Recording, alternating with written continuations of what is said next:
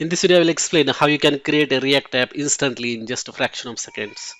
So what you have to do is that install vscode and node.js and then open the terminal in the vscode and then execute this command npx create react app and then the folder in which you want to create the React app. So I'm just going to hit enter here.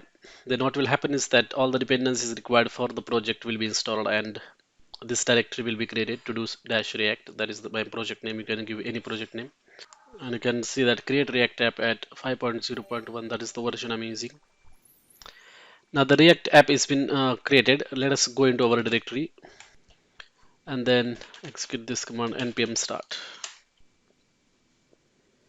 So by default it starts the server on port 3000. If the port is in use, it will use other unused port. And you can see here the server is starting. Okay, so this is the default page that you will see. And if you go to this is the index.js